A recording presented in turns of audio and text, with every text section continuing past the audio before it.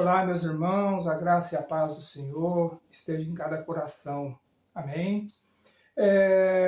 Nós temos recebido assim, muitas perguntas em relação a vários assuntos, né?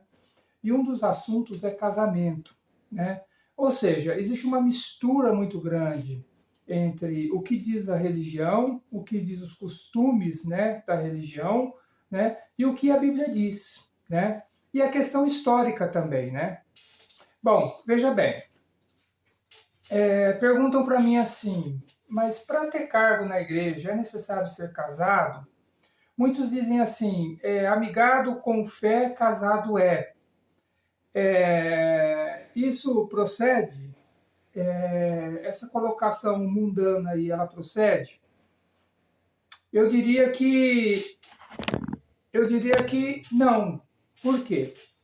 Porque, veja bem, no passado existia o casamento, não existia regularização, né, no cartório, como a gente está acostumado hoje, né? Então, o que acontece? Com a regularização no cartório, né, existem vários fatores, né, que no mundo espiritual se soma, né, para que o casal seja abençoado. Tem pessoas que dizem assim, olha, tem muitas pessoas que são amaziados e vivem bem. Concordo, existem muitas pessoas amaziadas que vivem bem. Porque a convivência, muitas vezes, não tem muito a ver assim com o mundo espiritual. Desde que você goste da pessoa, que você se sintoniza com as ideias dela, você vai viver bem, né? Se não houver nenhum ataque do diabo aí nessa situação. Você vai viver muito bem com essa pessoa e vai até constituir uma família, entre aspas.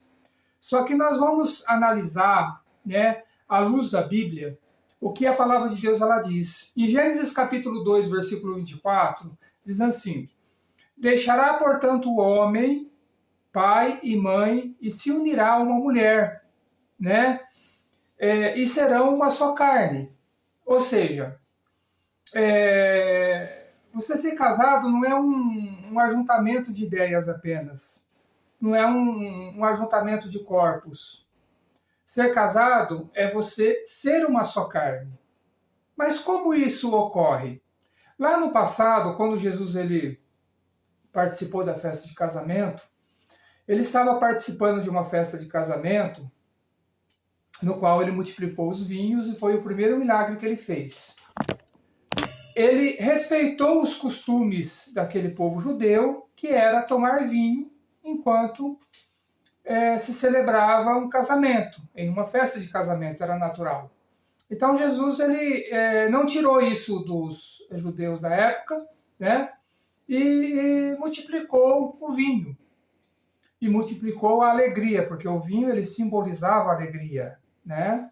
Não vou muito entrar nessa questão de vinho, né? Porque nós vamos entrar sobre a questão de vício e isso é um outro assunto.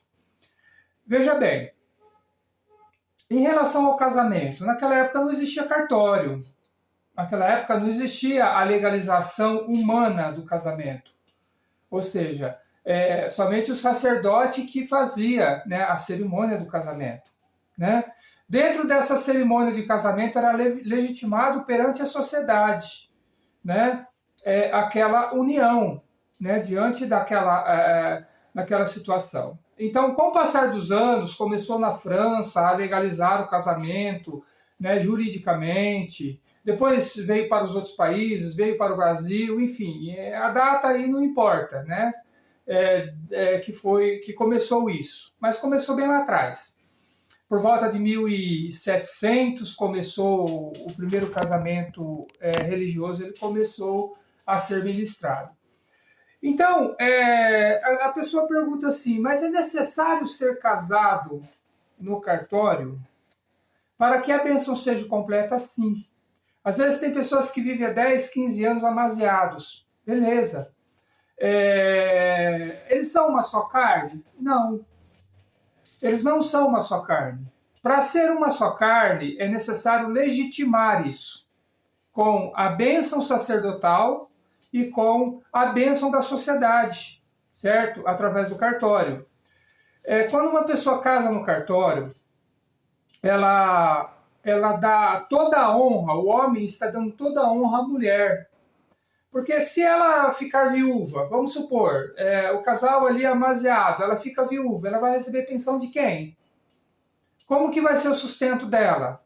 Na época do Velho Testamento, uma viúva ela recebia da própria igreja, ela recebia uma pensão da própria igreja. A igreja, ela, através dos dízimos e ofertas, ela mantinha a viúva nas necessidades básicas, muito bem entendido.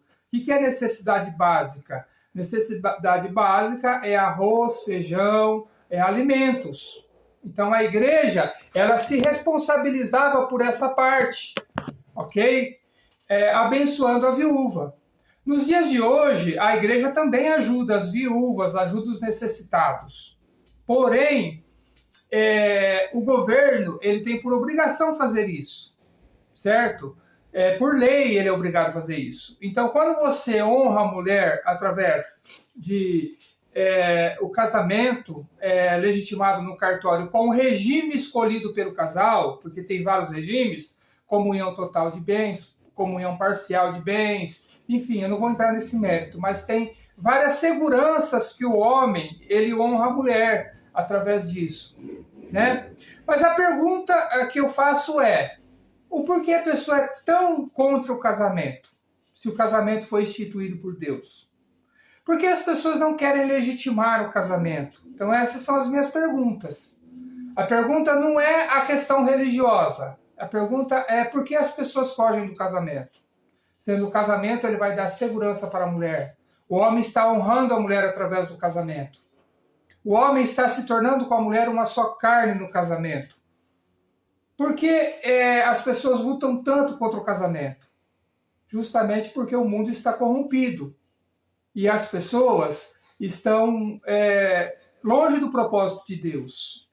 Então, automaticamente, elas querem fugir de tudo aquilo que Deus ele criou, né, como um princípio. O casamento é o princípio de uma família.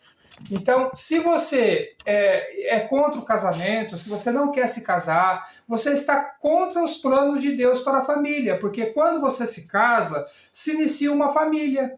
Então, todos aqueles que ficaram para trás, pai, mãe, irmãos, primos, todos eles são parentela, já não são mais família. Você sabia disso?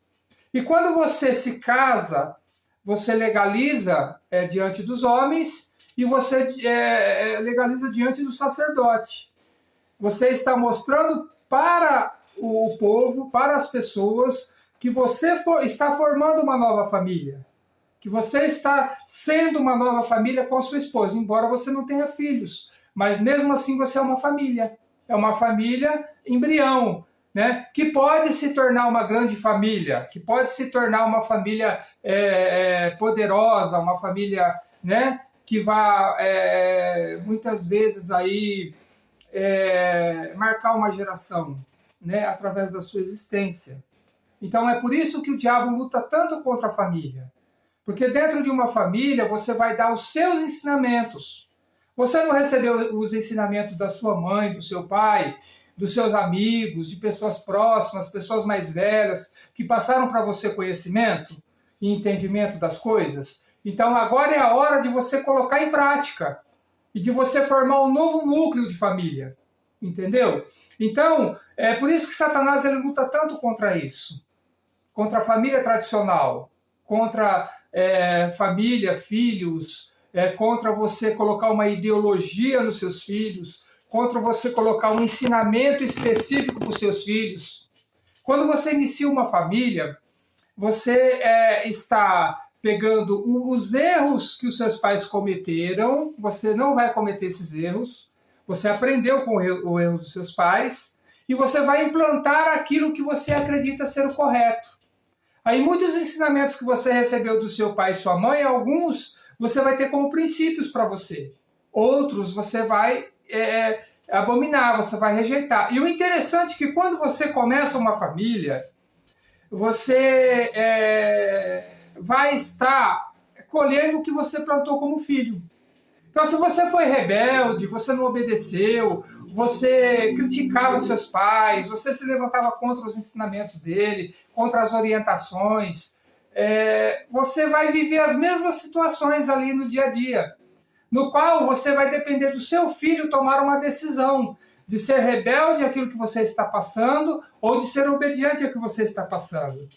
E é curioso que você vai plantar o que você colheu. É isso que é o interessante.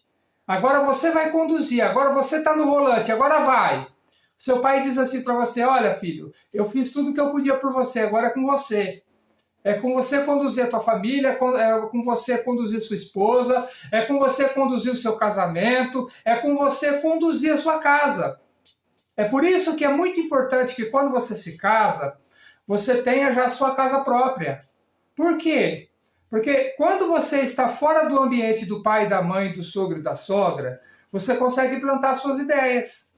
Você consegue se relacionar com a sua esposa. Às vezes vai ter umas briguinhas, vai ter uns conflitos, né? Às vezes vocês vão se estranhar. E é nesses momentos que vocês vão ajustar para que o casamento ele fique cada dia melhor, né? Aí vai ter o ajustamento, né? Quando você mora na casa do pai e da mãe, você não está fazendo o que a Bíblia diz. A Bíblia diz: deixai o seu pai e sua mãe. Então, o homem deixa o seu pai e sua mãe, e a mulher deixa o seu pai e sua mãe. E vão formar uma família. Então, quando você não presta atenção nesses princípios, você pode pagar um preço muito caro. Vamos supor que você vai morar no fundo da casa da sua mãe ou junto da casa da sua mãe. Talvez você possa dizer: a casa também é minha porque eu sou herdeiro. Não, não tem nada a ver isso aí. Tá? Por quê? Você vai criar o seu filho, você não vai poder educar do jeito que você quer, porque vai ter interferências. Você não vai poder tratar com a sua esposa, fazer ajustamentos no casamento, porque pessoas vão dar opinião, palpite. E você mesmo, muitas vezes, dependendo da ligação que você tenha com seus parentes, você vai começar a pedir opiniões, tá? Para o pai, para a mãe, e aí acaba tendo interferências. Quando você pede opinião, você abre uma brecha para que a pessoa palpite no seu casamento quando ela quiser. Então, é muito importante que você saia da barra da saia da mãe e do pai, né? E você viva a sua vida. Você pague o preço do casamento. Muitas vezes é pagar um aluguel, né? E você se ajustar com a pessoa. E casamento, nem tudo você pode falar para os outros. Nem tudo você pode sair falando, pedindo opinião. Que história é essa de pedir opinião para o casamento? Você só pode pedir opinião para quem pode te ajudar. Procure o seu pastor, peça orientação, né? Peça um direcionamento espiritual, peça oração, né? Se você vê um irmão lá da igreja que é muito firme, que você vê que o casamento dele é sólido, que ele é uma pessoa que pode te ajudar, você pode até conversar com essa pessoa, mas muito cuidado com isso. Muito cuidado com opiniões, né, interferências no casamento. Na verdade, a gente tem que participar de cursos, congressos, que falem sobre casamentos, né, para a gente poder aprender a lidar com as situações, porque a maturidade no casamento ela vem com o tempo. Tem o tempo de estruturação, né, que vocês vão um conhecendo o outro, não é fácil, porque os dois foram criados em ambientes diferentes, com educações diferentes. Não vai ser fácil esse ajustamento, por isso a gente sempre aconselha a não ter filhos no começo do casamento. Espera uns 3 anos, 4 anos, até vocês se entenderem, né? Já tiver uma linguagem boa no casamento, né? Uma linguagem de submissão, de amizade, de respeito, companheirismo. Aí depois vocês pensam na questão, se prepara financeiramente, porque criança dá gasto, né? Criança mexe muito com o psicológico do pai e da mãe, né? Porque você vai ter que ter tempo, você vai ter que ter paciência, você vai ter que ter energia, porque criança não é fácil, entendeu? Então, faça tudo programado, né? Formar uma família não é uma tarefa fácil, e nunca foi uma tarefa fácil de se fazer, né? Ter uma família estruturada não é fácil, não é para qualquer um. Então, tenha poucos filhos, né? Principalmente na época de hoje, né? 1, no máximo 2, entendeu? porque criança dá muito gasto e hoje as coisas estão muito caras e tem uma variedade muito grande de coisas que as crianças vão querer, ou você vai querer dar a elas, né? Então a variedade é muito grande. Então você tem que ter dinheiro no bolso para poder gastar, para investir naquilo que você acredita, na criança, no casamento, na família, né? Então, formar uma família não é fácil. Então, casamento não pode ser feito de qualquer maneira. Eu vou juntar, eu vou trazer para a minha vida uma pessoa que eu não conheço, eu vou trazer uma pessoa de uma família que eu não conheço, muitas vezes até conhece, mas não conhece profundamente, né? Então, preste atenção nesses detalhes, né? Preste atenção nesses detalhes. Muitas vezes, que nem, por exemplo, uma pessoa vive com a outra 10, 15 anos e não é casado. Isso é um ajuntamento, né? E não é um casamento. Ajuntamento é diferente de casamento. Quando você se une a uma pessoa, você está unida, né? Quando você está casado, é outra coisa. Casamento é uma coisa legitimada por Deus. Então é muito importante que você faça as coisas certas do modo correto, né? A minha pergunta é, se você é contra o casamento ou você não concorda que tem que ser assim, o porquê que você pensa assim? Então é isso que você tem que refletir, tá?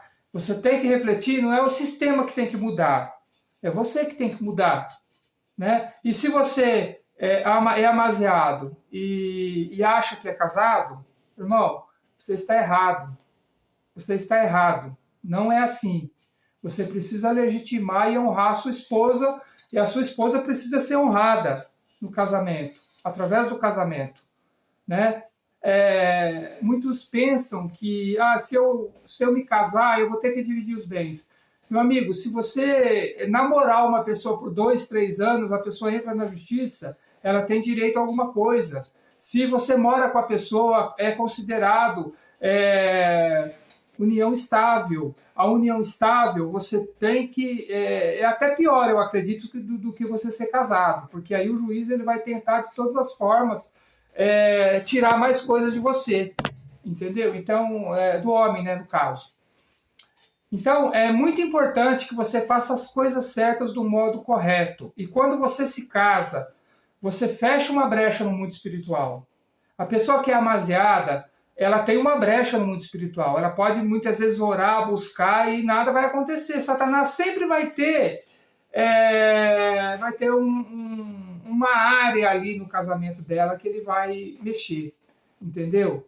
Porque a legitimação do casamento, a bênção sacerdotal e você mostrar para a sociedade que você é realmente uma família iniciando, isso tem um peso muito grande no mundo espiritual. É por isso que Satanás ele luta muito contra o casamento. Você imagina uma pessoa lutando contra o diabo, em oração, jejum e buscando. Aí ela encontra uma pessoa, ela se casa, já não são mais um, aí são 2. E são 2 em 1, entendeu?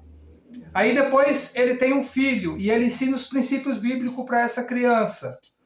E essa criança ela é doutrinada na Bíblia. Ela é ensinada na Bíblia, ela é ensinada a fazer orações, ela é ensinada a buscar, a se posicionar no mundo espiritual. Você imagina isso, o impacto que não dá nos próximos 5, 10 anos para frente? Essa criança ela vai influenciar outras crianças, né?